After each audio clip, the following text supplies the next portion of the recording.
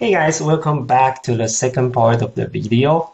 As we mentioned earlier, the first part of the video is try to make sure you are able to download the Oracle, successfully install it, as well as be able to log into the Oracle.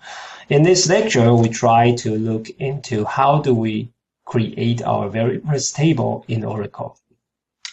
As you see earlier in the class, this is the simple code to create a student table. The whole code starts with creating table as the reserved word, and then provide the name of the table with an open as well as a closed parenthesis and with a semicolon.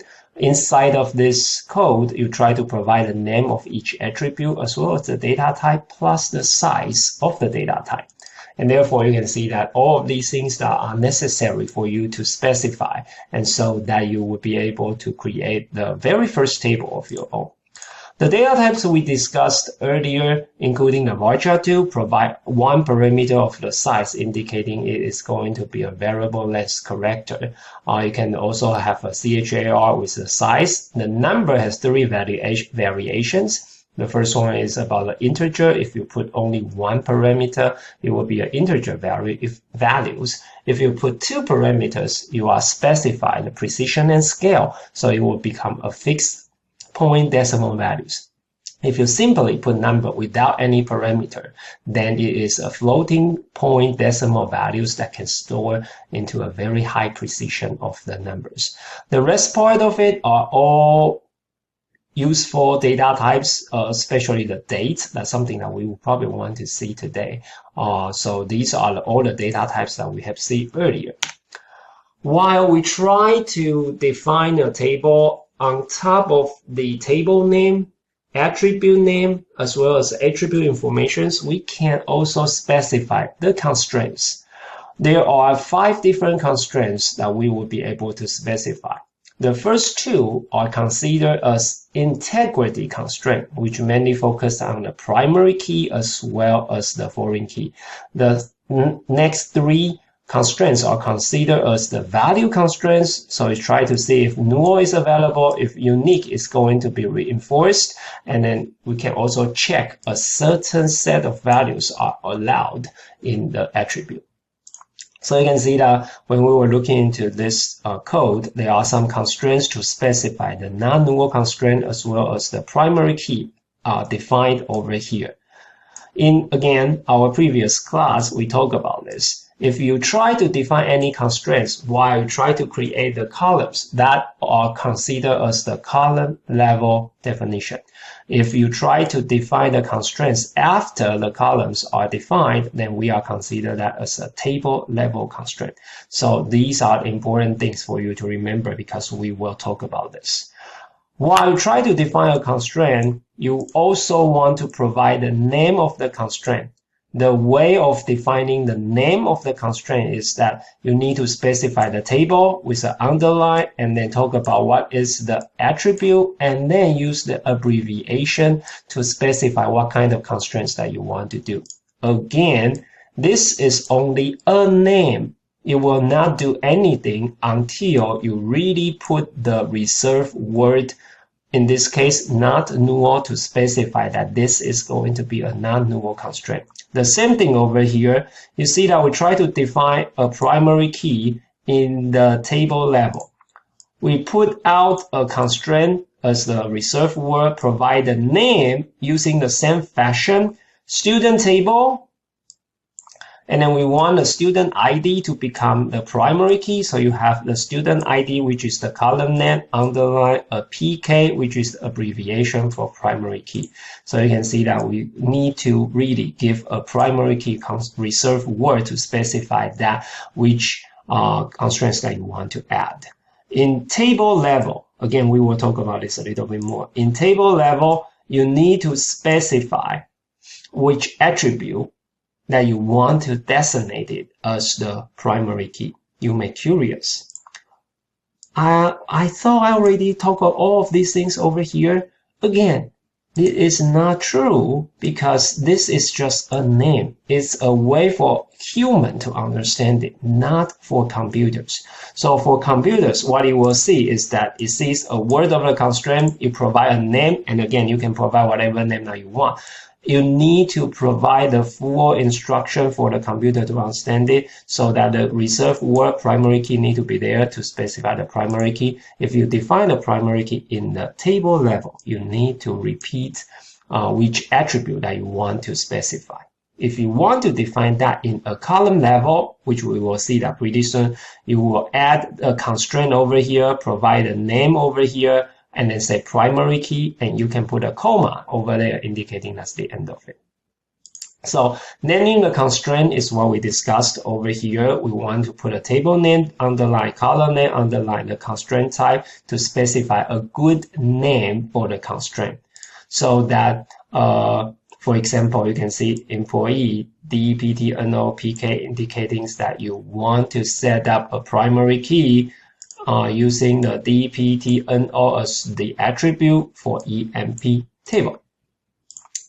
The 5 constraint has their abbreviations that are commonly understandable. Primary key is PK, foreign key as FK, unique as UK, check as CK, non-null as NN. So that you will be able to define your constraints at 2 different areas. One is called column level, the other one is called the table level. For the column level constraint, referencing a single column and it's defined along with the definition of the column. So when you define the column, you define the constraint already.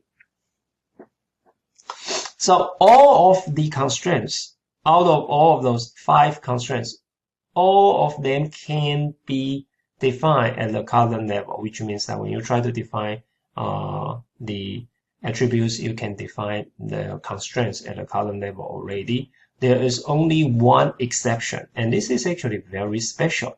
This exception is that if your primary key is not just one single column, not just one single attribute, which means that you need to define a composite primary key, that is when you will not be able to define the composite primary key in the column level. So this is something that you need to remember. For the table level, you will be able to define whatever attributes, whatever constraints that you want. So a table level constraint references one or more columns and defines separately from the definition of the column, so that we call it a table level. Normally, it is written after all columns are defined, and you can also modify the table by adding more constraints into the existing table. All constraints can be defined at the table level except for the not null constraint, which means that non-null constraint has to be defined at the column level. The logic behind it is that if it is going to be a non-null attribute, while you're defining the attribute, you need to know that already. So that's why Oracle actually have this constraint saying that you can only define non-null constraints at the column level. So today we are going to focus on only one constraint, which is the primary key in my mind, which is the most important constraint that you have. The primary key constraint is also known as entity integrity constraint. It creates a primary key for the table. A table can have only one primary key constraint. So if a table uses more than one column as a primary key, which means it's a composite key, the key can only be declared at the table level. So this is actually a very important concept. Okay. So when you try to define a primary key, like we said, you can define that in 2 places. If you try to define that at the column level, indicating you try to define the primary key when you define the attribute. So you can see that DEPT_ID, which is the one that we want to use to make it as a primary key. Define the number, which is the data type. Define the 2, indicating I want 2 space of the number, which means that it's going to be a 2-digit integer for the department ID. To add a constraint for primary key in back of it to form a column level constraint, you simply add the constraint as the reserved word, provide the proper name that we discussed, and then write down primary key so that the compiler will know you want to create a primary key for this attribute. As simple as that.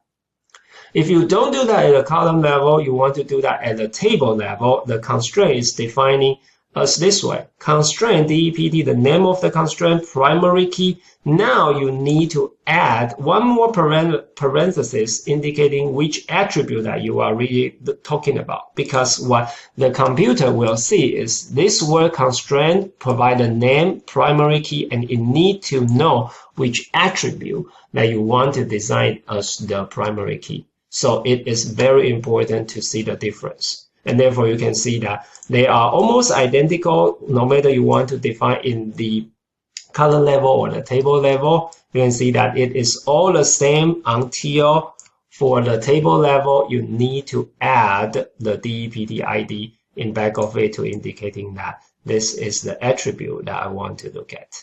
So this is something very important. And therefore, the table is created as soon as the create statement is successfully executed. Once it is executed, you will see a message saying that table created.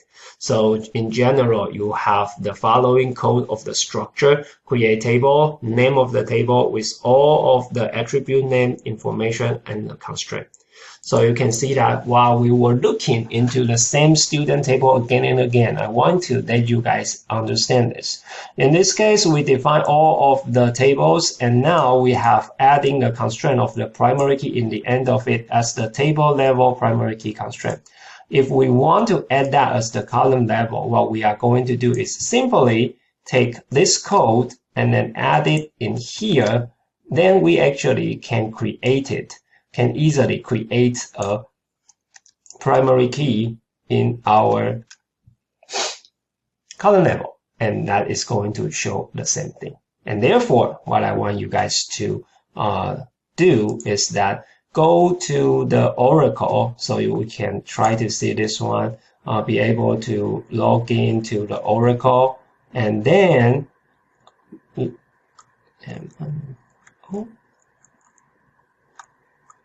go into the Oracle, look into the code, and basically connect system, and then password is password for my side.